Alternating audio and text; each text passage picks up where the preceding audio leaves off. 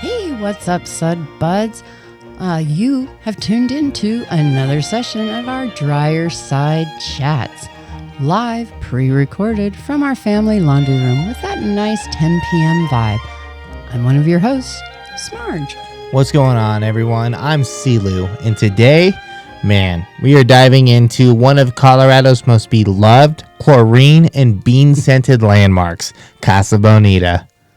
50,000 square feet of, not necessarily great Mexican food, but, the magical experiences. Imagine a mini Disneyland goes on Mexico vacation. It's tucked into a little strip mall off of Colfax in Lakewood, Colorado. It has cliff divers, puppet shows, caves, an arcade. It just screams childhood lives here. Yeah, and let's jump back to that Mexican food. Did any of that Mexican food win any awards for flavor? Probably not, but it did win the hearts of the 70s. Casa Bonita was the highest volume Mexican restaurant in the world. That's not just Colorado, that is the world, fam. Let's rewind. The first Casa Bonita opened in 1968 in Oklahoma, thanks to its great visionary and founder, Bill Waugh. He had this wild idea. What if we make the restaurant experience kind of like a vacation experience as well? Well, the concept caught on like hot queso on a cold tortilla. Next came Little Rock, Arkansas, and then bam, in 1974, our beloved Lakewood location opened in the JCRS shopping complex, right at the foot of the Rocky Mountains. That pink tower, iconic. The fountain, flowing. The commercial, it's a festival of fun. Yes, they made up their own word and world, and we rolled with it. And credit for all the whimsical design goes to Paul Lang, the lead art director. He brought the magic to the whole place, turning the indoor space to an outdoor atmosphere of caves, haciendas, waterfalls, and even a haunted mine. For many Colorado kids, this was their first taste of independence. They could choose whether they were going to go through the cave or go to the arcade while their parents sat and finished their sopapillas. Yeah, now let's not forget about the cliff divers. I mean, nothing screams dinner and a show like a teenager in swim trunks diving off a fake cliff next to your chimichanga. And the wedding. Smarge, did you ever consider having your first wedding at Casa Bonita? Oh God, this again? Dear Lord, Silu, how old do you think I am?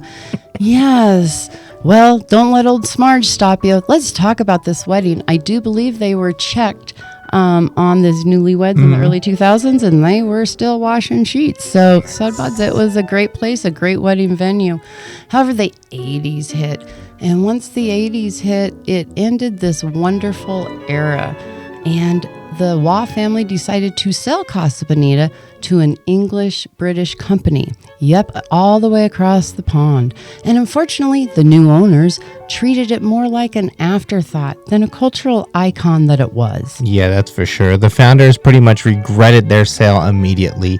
Desperately, they wanted to get back to England to undo their terrible mistake. They were even desperate enough to book their next flight on the Concorde. However, it did not work out in the wash. The new company did not understand the fun, but they did understand the money. Leave it to some stiff upper-lipped Brits. Out of sight, out of mind, and out of money. Maintenance slipped, the fountain goes gross, the wishing well broke, the smell of refined beans and chlorine faded, and then COVID hit. Like a broken dryer, Casa Bonita just stopped. It did. Dang it. Ugh. Dark times, Sudbuds. No puppet shows, no divers, no bad food. Just silence and a faded pink tower. But then, get a load of this. Enter the heroes. Cue the dramatic South Park music. That's right, Trey Parker and Matt Stone, creators of South Park and proud Colorado natives, stepped in.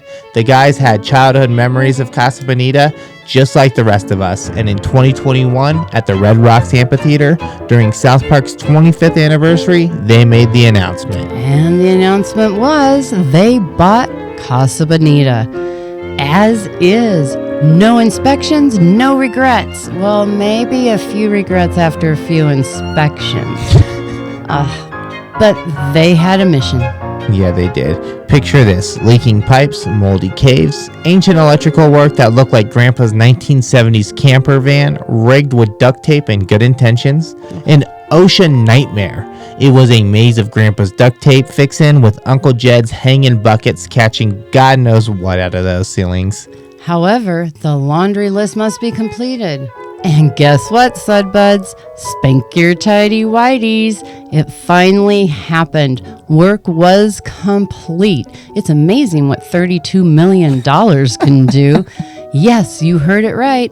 They restored every inch from the cliff diving pool to the Pink Tower.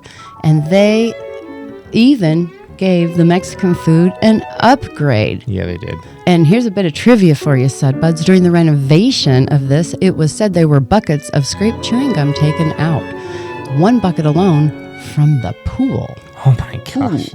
By October 2024, this place finally reopened. Not on time, not on budget, but better late than ever.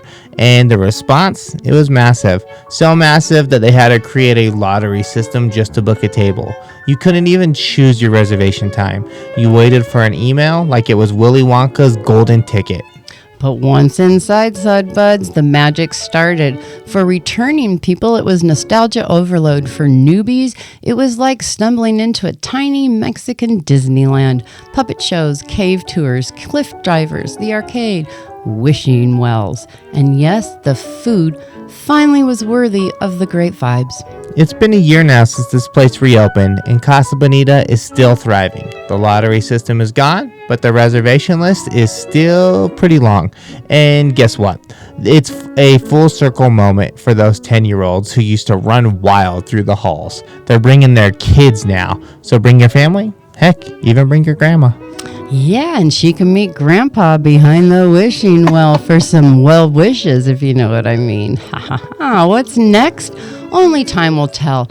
But if history has taught anything, it's that Casa Bonita is more than just a restaurant. It is a memory-making machine, a fever of dreams, a sudsy mix of independent spectacular, and just enough chlorine to make your eyes water just a little bit. Yeah, we're totally here for it. Here's to hoping that it sticks around long enough for the grand sudsies to make their own wishes at the wishing well. That's all today, Sudbuds. Thank you for your time. We really do appreciate it. Don't forget to subscribe. And thanks for diving into this bean-scented history of Casa Bonita. Until next time, stay dry, stay sudsy, and always aim for that deep end. Yeah, make sure to leave a comment of the next topic you'd like us to go ahead and cover. Till next time, we'll catch you later, Sudbuds. We're out of here.